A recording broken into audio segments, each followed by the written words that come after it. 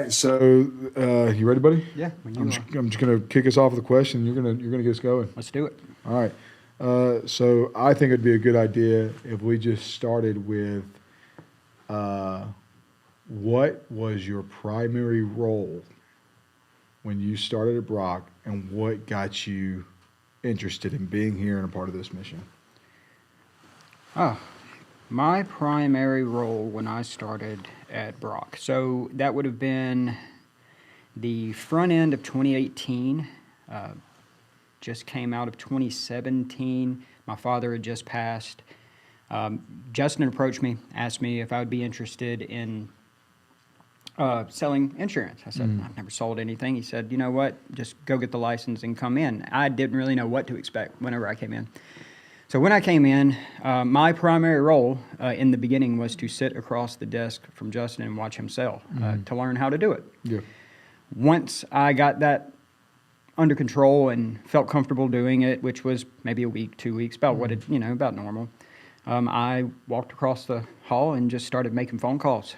It was a lot of dental leads and stuff like that at that time, learning how to cross-sell, learning how to really cater to people's needs. And that's when I had a real passion for Medicare itself and helping people. Now that did, obviously that translates into other things that need to be trained and stuff like that. I was a really, really young agent, but my primary role was exactly what any other sales agent is whenever they come into an agency, which is produce and kind of see what happens from there. Again, I didn't really know what to expect because I'm not even though my last name is Chapman, which means salesman, that doesn't necessarily mean that I am a natural salesman.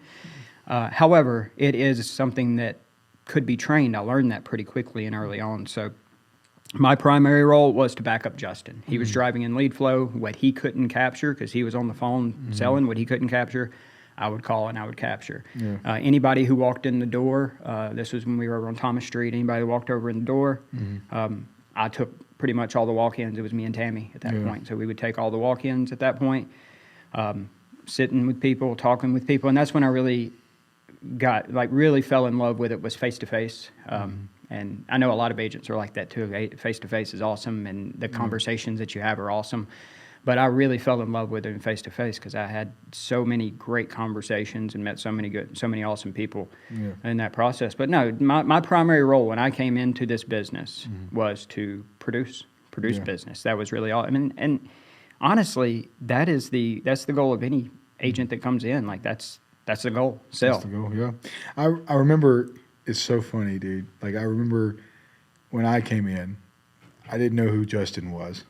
I was recruited by somebody into this LOA team, and I came into the business, and obviously Justin and I kick it off quick. Like we our personalities just clicked, and so it was really cool. But obviously I came in, and I didn't know it at the time, but I ended up thankfully being just a natural kind of salesman, and it was really easy to take on. Fell in love with it all very, very quickly. But it was so funny to watch in my mind, like the dominoes fall of like learning who was who. Because I come in, I meet Justin day one, and like I know that's the boss. But two people that I met that specifically like was just very memorable, and everybody was memorable, but like two that like I think about right now was the day that I really saw you. I wouldn't even say met because we didn't, like I saw you and didn't really meet, but I remember you came in and we were having a morning meeting, and everybody's kind of in a circle. Like you remember we used to do that. Everybody in the business would be in a circle, and I'm looking around, and here's this guy wearing this like almost like London looking sports coat with a paperboy hat. And I'm like, okay, this guy's eccentric. He's cool. And we didn't even really talk much then. But at this point, you had moved into GoGuru, and my world was sales. I was doing what your primary role was. I was LOA, sales, let's roll, let's go. And so we had, interactions, but it actually took a little while for you and I to get to know each other a little bit. You and I really didn't have a whole lot of communication. In the beginning, we were separated, right? We had the two different offices, and that was just kind of the way that it was.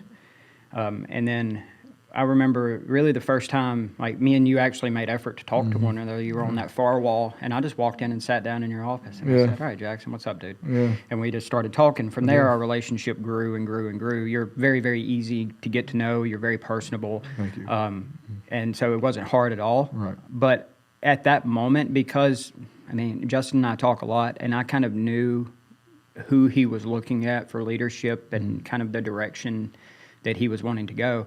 I knew that you were going to have a sales management position, and that makes sense, right? I mean, you had years and years and years of experience with managing salespeople previous to working, right? Right. Yeah, no, working at Hibbett certainly was working in retail. I don't know if we can say like a store name on YouTube, but working in retail certainly helped with that. And that probably goes into some of the experience that I ended up having. But honestly, it's all, I mean, everything like sales experience wise. And we actually were talking about this before we started filming. I guess we were filming, but we're doing behind the scenes. It's, you've been here since 2018, which I guess that's 8 years now. Yeah. And I've been here 5. It really, I think you ask anybody in the industry, they would assume that both of us have been in it for more than a decade. Sure. But because it all, I credit everything to the environment that we're in. A question that I get asked, and I'd love to hear your thoughts on this. I get asked all the time, do I regret going LOA? Do I regret, that's like the thing I get asked all the time. If I go to a conference, even people in our hierarchy, partners of ours, like they're going to ask me, like, do you regret going LOA? Do you wish you would have done broker?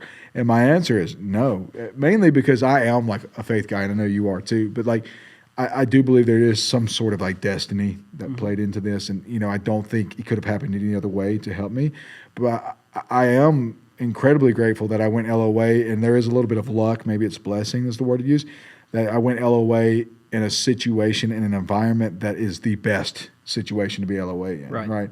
And so, that being said, is that ever going, like, have you ever regretted the LOA thing? Well, I mean, that question is loaded, right? Yeah. And it all kind of depends on the individual themselves. Sure. A lot of the time, and I'm not going to say that question is not asked in good faith, because I think that it genuinely is. I think that it's asked in more ignorance than anything else. Sure, I agree. So, do I regret going LOA now knowing what I know? Absolutely not. I would have never had it any other way. Right. And if I knew what I knew now, I'd do it exactly the same way. Yeah.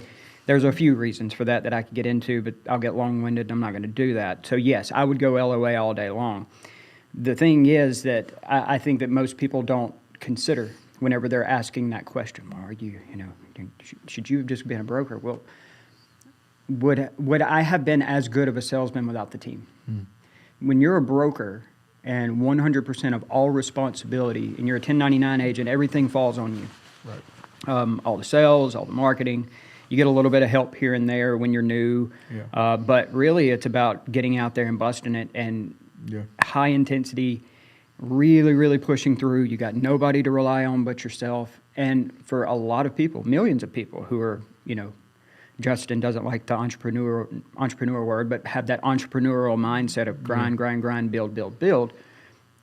Of course they're going to ask that question, especially if they've been LOA for any length of time. Like they've been LOA for 3 years, they got a decent book of business, they're getting good renewals, and they start saying, man, I wish I would have done something different. Yeah. I think that that's normal and that's natural. But again, to me, I think that you're focusing on the wrong thing. The only reason why somebody would say that, well, not the only reason, there's a couple reasons. The main reason, though, the initial reason is probably going to be there's a bigger financial incentive to be your own boss and to own your own book and to do all of that. But, and if money is the driver, right? We all have different drivers in our life, and one's not better or worse than another one. But if money is the driver, not having the information that I had even a year in, right? Saying I wish I just would have went straight broker. Well, I would have never had the ability that I have now had I not done that. So no, I do not regret going LOA. I would do it exactly the same way. Matter of fact, I recommend that most new agents go work for somebody. I think it's a good idea. I think it's a great way to get an education. I think you can, because there's always that I don't know what I don't know type thing, and that's going to be everything that you ever get into. So, yeah, I mean, if you have that I want to go start my own business mindset, and I want to run and build my own book and build my own agency. I love it. I think it's great. However, it is not for everybody, right? And so, kind of going back to your original question of, what was my main responsibility. My main responsibility was really to support Justin. Is to make sure that even then, and right now he and I, we talk a ton, and we talk about a lot of things. We talk about what's going on in the business. One of my primary roles is to see if I can peek around a corner and see what's coming before it actually happens, right? Kind of read the room and find blind spots. For sure. And I've been doing that for Justin for a very, very long time. And I love doing that. And I love that he trusts me to do that, and that he believes in my ability to do it. So, and this kind of goes into where we're going now, which is how our careers have progressed. So, for sure. Kind of going back to when you started, right? And you came in, you fell in love with it, and you kick-ass cross-sell, and, the story with Johnny and everything like that, got you kind of started and got you going through. But I will ask you this. Whenever everybody moved into the same building, when we all got to Main Street, did you feel like your career progression was headed towards here? Or were you just thinking, I'm in sales and this is where I'm going to be? So there's actually a funny story that Justin and I have laughed about it since then. At the time, it was after we'd been in Main Street together for, 6 months or so, something like that. We did some quarterly reviews.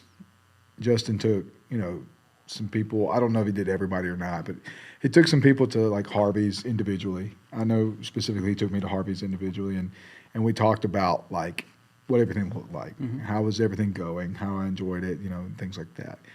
And he asked me, he said, I got a question for you. If I started to shift you toward leadership, is that something you desire? I said, well, of course I want to grow in this company, but my motivation was less about being a boss and more about I just love what we're doing so much, and I enjoy the environment so much that I want to help grow this thing as much as I can, whatever I can do to do that. That was the motivation.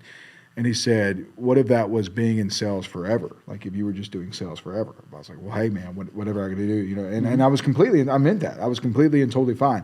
So in my mind, it's kind of funny. Justin was like getting a feel of, and he knew it was on the other side, but like, it was like, almost like, I don't know if he was testing me or what, but it was like, in that moment, it almost felt like, okay, this is what I'm called to do, and this is what I'm going to do forever. And I was okay with that, that was fine. So no, when we were, it didn't feel like I was going to progress to, being one of our core leaders in this office. Though that's weird to say, because at the time I feel like I was already a core leader. Just it was more of like by example. We didn't have the structure we have now with Justin, Jeremiah, you, and myself.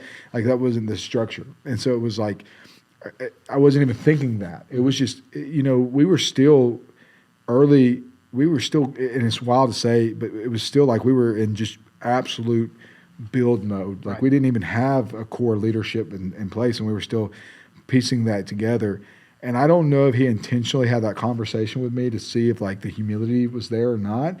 But to this day, I think that may have been a little bit was going on there, because it was no less than like 3 or 4 weeks later, I became the sales manager. Well, I'm going to be honest with you. I think it's less about humility and more about, see, the way that I view it is then, and this was only a couple of years ago. Justin wasn't producing, but he was intimately involved every single day in day-to-day operations with every department in the company.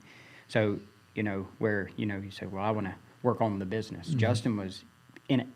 And he was paying attention to everything that was going on. He was paying attention to the leadership and the sales. He was paying attention to GoGuru. He was paying attention to marketing, because a lot of this stuff was new. Like a lot of these, a lot of our core team now came from Main Street. Like it's here. For sure. I mean, it's actually crazy to think about now that I put it in perspective like that. But no, when thing is, when Justin sees that kind of thing, all he needed was the okay from you. And that's what he was waiting on. And that's why he moved so quickly on it, because he knew that I need somebody who's going to be able to run this team. I want to step back from this, right? That was the whole concept, because we had we had so many other things going on that he wanted to hyper focus on. Right. If he could get somebody handling the sales side of things so that he could work on the other side of things, he just needed that relief. Yeah. You provided a really great relief valve for him there and cleared up a lot of bandwidth so that a lot of other things could get built in the process of doing that. And that's not just the LOA team and the sales team, but that's also every other part of the company.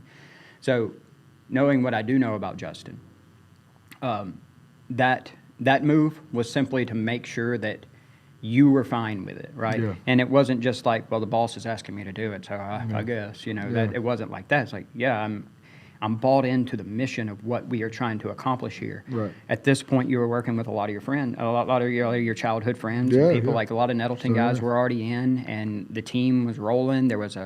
That was when we had a lot of friendly competition that was happening. Yeah. We're going to call it friendly. Friendly, I know it was aggressive, but it was good. It was friend, yeah. But the team was not as big, right? Yeah. So there wasn't as much, as much competition. It was just more like who's got the highest number, and then we'll try again next week. Yeah. It wasn't anything where people were getting upset about anything or anything like that. And it was a really, really great time. Yeah. And it kind of drew the blueprint Yeah. for what we're doing right now and how, how we record things now and how we show it to them and how it keeps you motivated. We learned very quickly in that example, showing the numbers is a good thing. For sure. It might seem like, well, if you show the numbers, your agents who don't produce a lot, they might get down on themselves. Insecure, yeah. Well, they might need to get down on themselves a little bit. for sure. It's not a terrible thing to show them something like that. So all the things that when you were growing into the industry and really, sharpening your chops on everything, all of the processes that you were doing, all we've done is basically take those things and make them whole, right? We've kind of come full circle on, well, we want to show the production. Well, how can we show it in a more meaningful way other than just there's this many applications that are in, where now it's like we see new revenue and we're all goals that are being met and things like that. And that is huge because that motivation for a sales team is massive. But you were in the process and kind of in the dregs of when all of that first kind of got kicked off. Yeah. So, but onto the leadership side, what was your first? When you said it was 2 or 3 weeks later, what was kind of your first step up, like that you remember when you were like, okay, I'm a leader, and how am I gonna? Because this is a big question that leaders don't ask enough, in my opinion, is how do I communicate with my team? We didn't do a lot of disc assessment, and I'm like this and you're like this. We just had to learn how to talk to everybody that was around. Do you remember kind of that first time of I'm a leader and now I'm gonna have to kind of be that? Take that role and it's funny. I was headed that same direction for you. So I'm interested. After I answer, I'd like to hear what you say. But I mean, the first step was, and this is not. I mean, I'm just telling you how I felt in that moment. Out of what I would say, like, I don't know what you would call the 4. Justin and the VPs. I don't know if you'd call it executives. I don't know what you'd call it. We don't really lean on titles that much here. Right. And so it's hard for us to explain that outside of this, but more for communication than anything else. It is. We're the guys that can translate information between departments the best. So, it was like this moment of like, I was the youngest one out of the 4 of us. I'll be honest with you. That was the first thing that went through my mind. I'm still like, I'm right at 30 now. And, the 4 of you, you're later on into your 30s. And so that was like, there was a little bit of like nervousness, if I'm being honest with you. It was like, okay, like I'm the young guy. Like, and then we have guys that are on the team, like a John Waller, that are 15 years older than me, and it was like, how do I communicate this way? And that first week was really weird. It was really, I did not act like myself. What do you mean?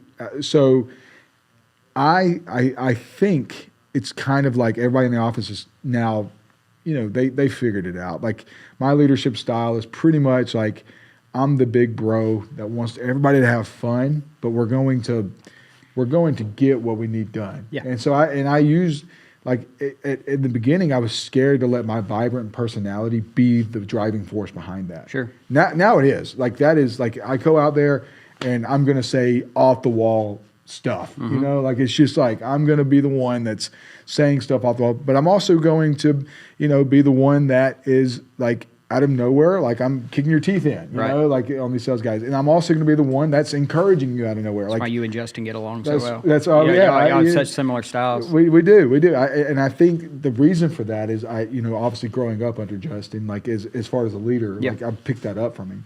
But at the same time, like in that first week, I thought, okay, leader means bad cop. That was almost like what it meant, right? Yeah. And so that still feels that way sometimes. It does, and there is a place for that. But that first week, it was automatically like, okay, I'm going to talk more stern and staccato, and I'm going to earn respect. And it did the opposite. It, you know, and it did. Now, thankfully, my instincts, and this is, I think, these are the types of things that make leaders, dude. Is like your instincts to like, certainly in our business. You know, I look at our 4 leaders. You know, and obviously we have more leaders. I look at the 4 just core leaders here: Justin, you know, Will, Jeremiah, myself. What we do well is we have great social instincts, right? Mm-hmm. And so after that first week, I just knew something was like, my instincts were like, dude, this isn't right. Something's off. Like this doesn't feel right. Like the way they're, and so it was like after a week, it was like, okay, no, we're going. I'm running this Jackson Taylor style, and I'm just going to be me. I'm going to be the way I look at it is like the players coach, offensive coordinator of a football team, right? That comes in like and we literally, you know, you've seen it. Like I have those guys break it down. Like we're a football team, and that's just what we went with. But that first week was like, I don't know. I was trying to be more drill sergeant. I was trying to go that direction. And then, you know, thankfully my instincts kicked in. I was like, no, that's not it. And I just went and it was myself. And thankfully, you know, in the environment and the culture we've created, that works, you know. And Justin like completely allowed it. Yep. You know, it was like, yeah, no, if that's the way you want to run it. So now that being said, there's 2 things I'm interested in. I do want to know, you know, because I'm going to reference a story here in a second. I want to know your gut feeling on like the initial like leadership stuff, but I also want to, I'm really interested because, you know, we talked about your role was supporting Justin in sales, and now it's completely different. Now you're overseeing our marketing and our technology, our creative, you know, a lot of hats there, but, you know, definitely you have a great background in technology, you know, pioneering the GoGuru, you know, and all that. So I'm really interested to hear like your transition from like sales to that. Because for me, like it was like sales and then my leadership was still sales, you know? So like it was an easy transition. For you, like that's almost a 180, you know? Right. And so I'm interested there. But the day that Justin came to me over here, I was, you know, we were in this office and I was the sales manager, but I wasn't a VP yet, you know? Oh, yeah. And Justin comes in my office, and this is right before the new year kicks off. This was in December sometime.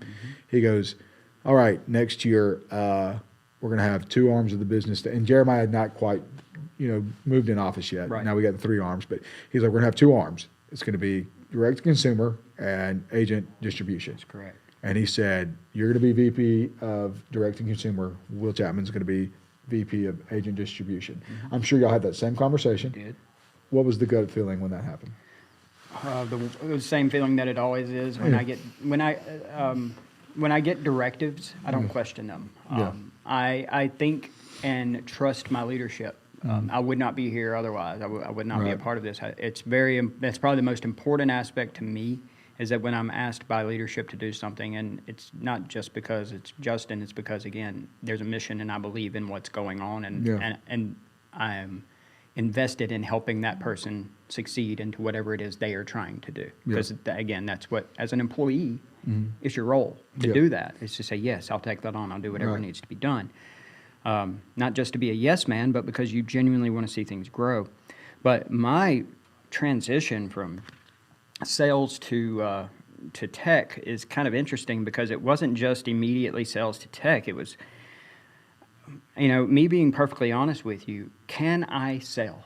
Yes. Can I get on the phone and sell with any of the guys over there? Yeah, absolutely. For sure.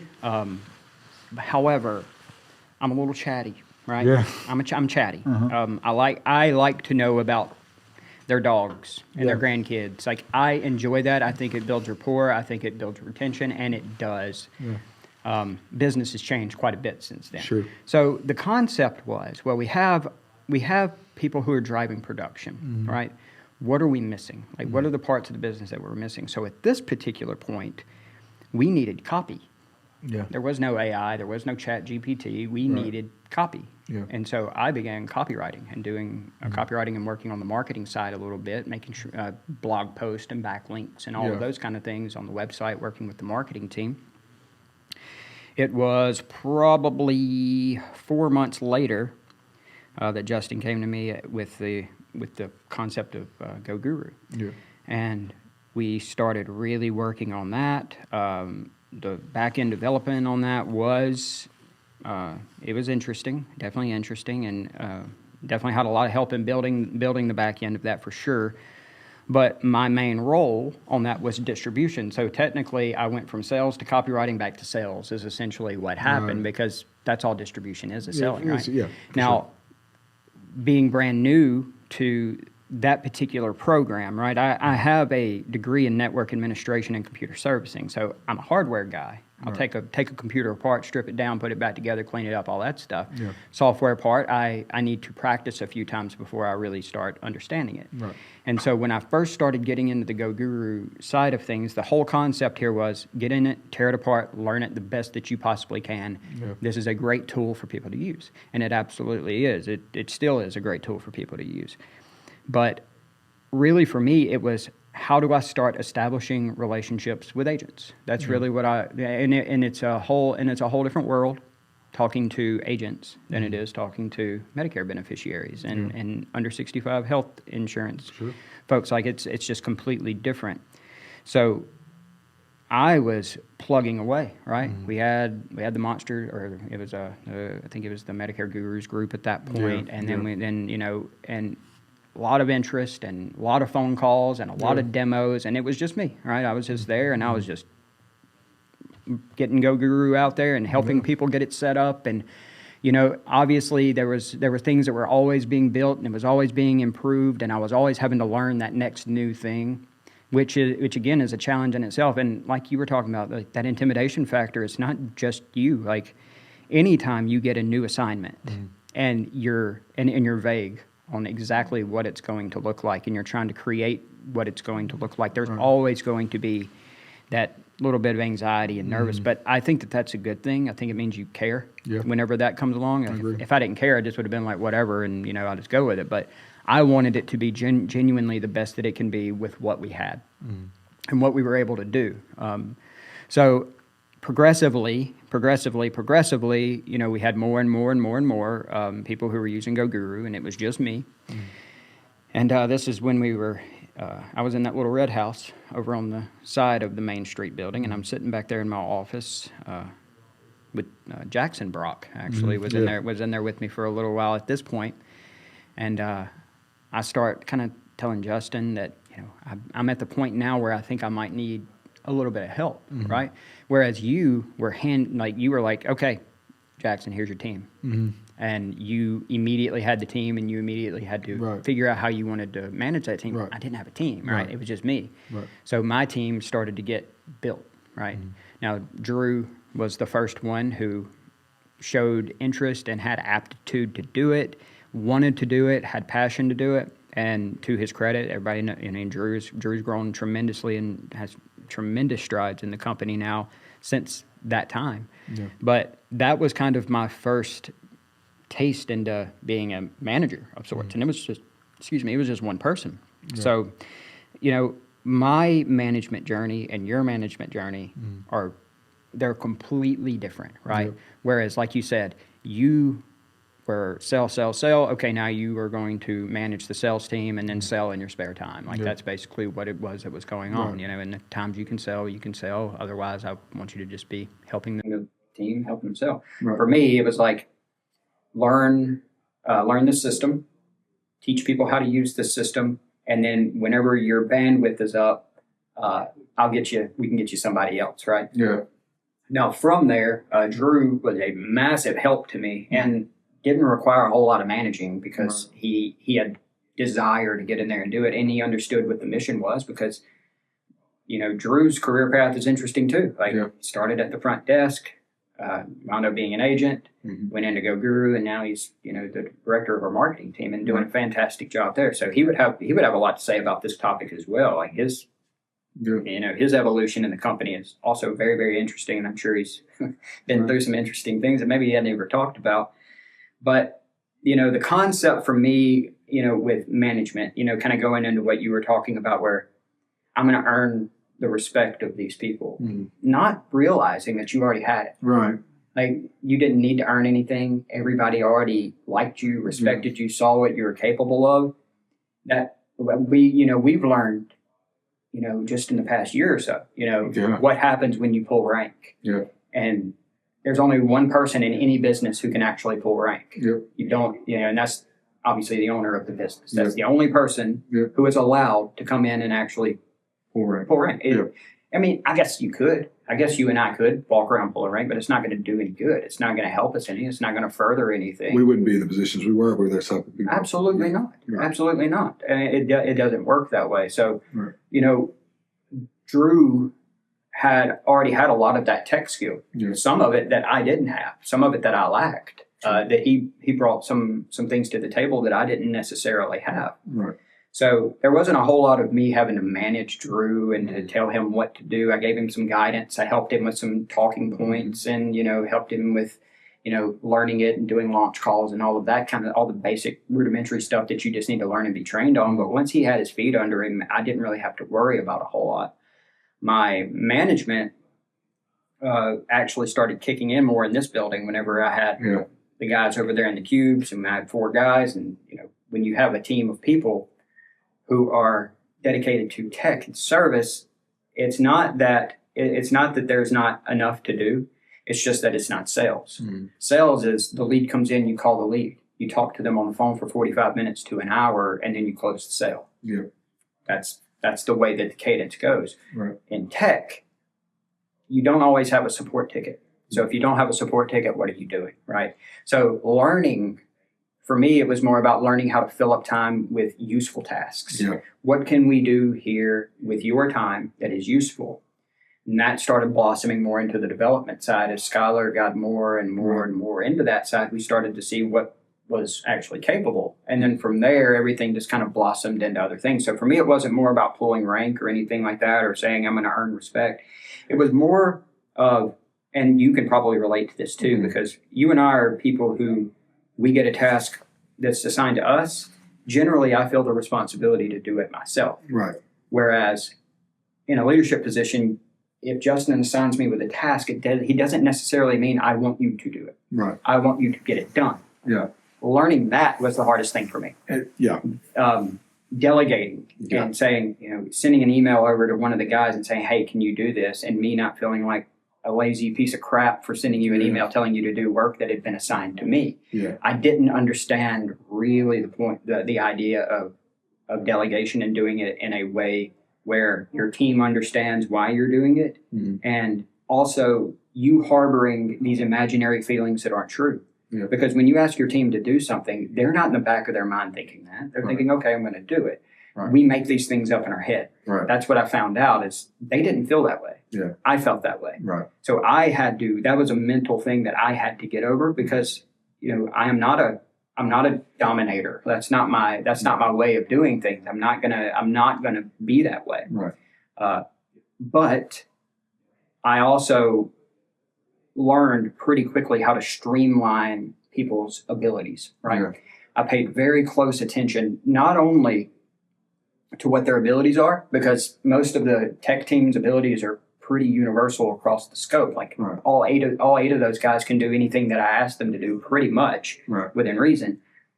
I wanted to know what they enjoyed, right? And so I saw, what Steven enjoyed and what Seth enjoyed and what Skylar enjoyed, and we've lost a couple along the way. You have to, and it's never fun whenever that happens, but that's part of the thing. But even with the ones that you lost, and you don't forget who they are. Like I remember all of them. Yeah. You remember all of them. Like it's just kind of how it works. But even those, like I can still recall what Connor Neely was good at and what he likes, right? Just like you probably could when you managed him on the sales team. Like, I know what he was good at and what he likes. So that is, in my opinion, like when people say, what makes a good leader? What makes a good leader? A good leader, in my opinion, is somebody who is strong enough to say the hard thing, but do it in a way where the people who are hearing it understand that I don't want to say this in a hard way. The reason I'm having to do this is because we have gotten to this point. Then, once you say that hard thing, then the biggest aspect of it is introspection of why did it get there? Why did it get there? It should have never got there in the first place, and that was my fault that it got there. How do I keep that from happening again? If you can learn that skill, you will be an excellent leader, and people will follow you until the ends of the earth because they understand that you're, as Justin always says, my goal is big enough to encompass yours. I can help you achieve your goal if you help me achieve mine. That's the mindset that I wanted to instill in all of those young men who work on the GoGuru team and work on the development team. They understand the mission. They understand what they're doing. They understand that it's changing things and that it's a really, really good change and that they are the arbiters of that change. It's humbling to them too, because I don't let them forget how important their work is. Right? So, a long answer for your questions, but honestly, my transition into leadership was very incremental, not because I didn't necessarily need anybody or didn't need a team. It's just I got to the point of critical mass on myself to where I had to have somebody else or I was not going to be able to perform. I was gonna crack under the anxiety, under the pressure, and just fall apart. And so it was just, again, Drew happening when he happened was just a godsend for me. It was a in my opinion, and you and I talk about this kind of stuff a lot, but it was a God thing. There are certain things in life that are God things, and when they happen, you listen to them. You don't fight with them. You just go with it, and you see where it takes you. That's honestly what my into actual leadership. Because again, with GoGuru, I wasn't a leader. It was just me. Leadership was more of I am being not necessarily thrust into it, but I'm given the opportunity to do it now. How am I going to do it? It's so cool that you because this is I certainly wanted to reference this as we got towards at least the end of this, but I was talking to Sarah and Sid earlier as we were planning on like shooting something, and we were talking about the Brock Partners page, which this will ultimately end up being on. But I was talking about how it's really cool to see a dynamic of like we have these pieces of content that Justin's making, Jeremiah's making, you're making, I'm making. We're all telling the same story. It's just like it's just a little different perspective of it. And it's interesting to see how it's the same in some ways, how it's different. Like for example, Justin and Jeremiah, they got into the industry broker, and we're the LOA guys on this squad. So it's interesting to see that there's some difference there. And there's some difference in how we lead and our perspectives. Jeremiah's newest to the team and his perspective is very different. There was a culture that was already built that he wanted to be a part of. We were a part of building that culture, But even you and I, though we were very similar, LOA under Justin, moved forward. There are some different things. You crept into that leadership more of like pioneer style, but having to build the team. And I pretty much was a part of the team that I'm now leading. And it was just like I was the guy that ended up being the natural fit to guide that. But it's very interesting to me. And you bring up the God thing. This is ultimately the point I wanted to get to here. I was telling Sid and Sarah, we have these 4 personalities that represent the story of Brock. And it really makes me think of like the 4 Gospels, Like you have the same story being told by 4 different guys with different personalities. You had Matthew. Interesting, yeah. It is. You had Matthew, who was a tax collector or, a money guy. So he told things very practically. He just gave you the account that happened. This is what happened. This is what I saw. I was a part of that, right? Then you have Mark. Mark was not even there. He was told everything and he accounted it that way. It's kind of like maybe like Jeremiah. It's like he ended up being a part of the overall story, and he accounted it, but he wasn't even really there. And so you see that in the way he told the story. And then you, Matthew, Mark, Luke, you look at Luke, he was a doctor, very intellectual guy, and he tells his story that way. And then you had John, he was the most intimate with Jesus, and so he tells that story from an intimate perspective. And it's interesting that what we're doing at Brock, you have so many personalities. And Justin sent me a video one time. It was Steve Jobs talking about hiring managers. He said the mistake that he made when he was starting Apple was he hired managers, because he hired these people who were qualified to be managers, and all they wanted to do was come in and manage. They didn't know how to do anything. And now you look at our team, and if somebody's watching this and they want to know, like, how do we find leaders? How do you hire leaders? How do you move people forward? We follow this formula that Steve Jobs figured out. You hire people, you teach them a technical skill, and then the ones who get really good at that, and they become pretty decent at teaching other people how to do it, that's who you make managers. Exactly.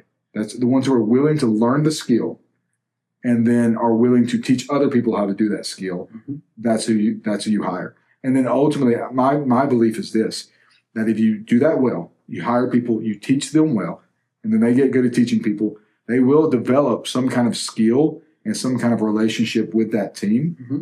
If it's meant to be, the God sent part of this. Right. If it's meant to be, they will develop some kind of influence with that group. Sure.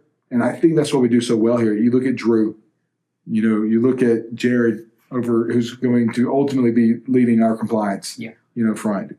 You look at me, you look at you look at Tammy, mm-hmm. You look at a lot of people in this business. They started like you and me, dude. LOA, just come in, get a license, let's roll, and that's where we are. And you look at the blueprint of our business. It starts with people who learn the technical skill, and then they ultimately fill the gaps just like you did. And that's why I love this business, man. And Will, I appreciate you so much, dude. It's been a pleasure, and I look forward to doing it more and more and more. Same with you, man. You're the yin to my yang, dude. Love it. That's awesome. So where can people watch this? Where can people watch this? Listen, Brock Partners YouTube page. I don't know. Real quick, tell me what I need to say here. Is it the Brock Partners? Yeah, make sure y'all follow us, subscribe. Make sure y'all follow us on Instagram. Go to the Medicare Monsters page. All of this. Yeah. So listen, if you are seeing some kind of thumbnail for this or whatever, and you are interested, go to the Brock Partners page. Go to our Instagram. Find us on YouTube. Medicare Monsters page. That's where you want to find content like this. You can find other conversations between the VPs, even our CEO, talking about how we built this thing and how you can build it too. So get out there, find it, find some cool videos from guys like Will. We're very easy to find, y'all. Check us out, Brock Partners, on YouTube, Facebook, Instagram. We are everywhere, and the content that we are putting out is invaluable for you. If you are growing an agency, if you're just getting into it, get here in our building. We'd love to have you here for BTAs, for behind the agencies, or for agent boot camps. We'd love to have you in so that you can see everything that's going on. Like and follow for more. We'll be back.